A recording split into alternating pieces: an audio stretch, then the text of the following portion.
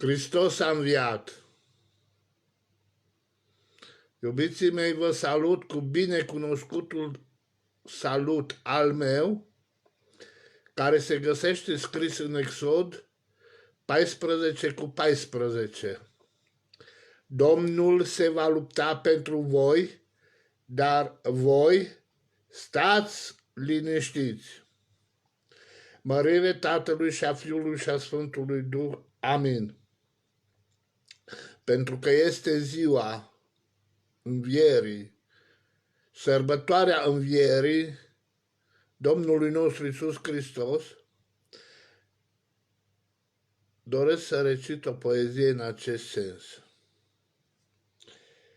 Seara ieri că plăpândă, cer albastru, purpuriu, soare peste care amurgul și-a pus palma grijuliu și-a lăsat să se coboare peste seara cu dureri, iarăși pâcla cenușie și tăcerea ca și ieri. În grădina peste care valul noaptea și-a lăsat, Iosif din Arimatea un mormânt nou și-a săpat. În mormânt cu giulgiuri albe zace corpul lui Iisus, fariseii pus au strajă și pe cețe, pe groapă au pus. Cu tâlhari în rând pe cruce, chinuit au pe cel sfânt, mari preoți perecat au, veșnicia în mormânt.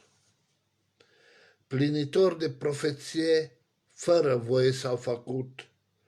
Unde-i sulul tău, Isaia? Unde-i cel fără de început? Dar deodată neagra noapte, înspăimântată s-a trezit, de ieri că lumina d'albă în grădina a răsărit. Zguduit s-a mormântul și pe cețile s-a frânt. Fiul omului în glorii, falnic iasă din mormânt. A înviat Hristos, Mesia, glorie se cântă în cer, zorii dimineții sfalnici, stelele din noapte pierd.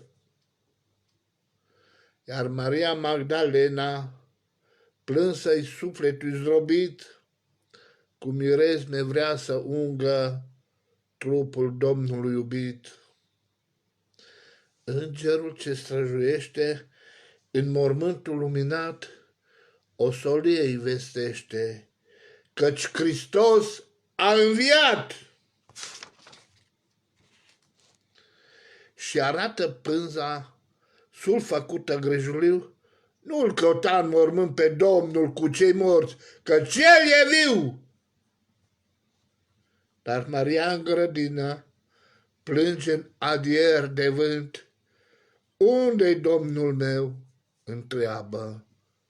Cine l-a scos din mormânt? Vreau să lung cu mirodene, vreau la Domnul meu să merg și picioarele preasfinte vreau cu părul meu să șterg. Cine mi-a luat pe Domnul? Unde mi l-ați dus?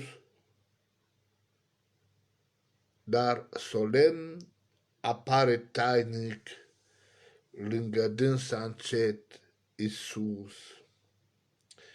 și strigând-o blând, Maria, sufletul i l-a trezit, ah, Rabuni, ea rostește vocea când i-a auzit. Nu mă ține, spune Domnul, vreau la Tatăl să mă duc, du-te fraților, le spune, și lui Petru vreau să-i spun, că în curând în Galileea împreună ne-om vedea și apoi Duh de viață nouă și putere le voi da. Plină de fiorul slavei, Magdalena a fugit și a spus fraților, Domnul de înviere le-a vorbit. Și de 20 de veacuri se vestește neîncetat vestea bună a Magdalenei, căci Hristos a înviat. Vrei să mergi în Galileea? Vrei și tu să-L întâlnești? Nu-L căuta în mormântul rece, e în zadar, că nu-L găsești. Căci e viu și în Galileea El te așteaptă Duh să-ți dea. Vino, zice Magdalena, vino, nu mai aștepta. Amin.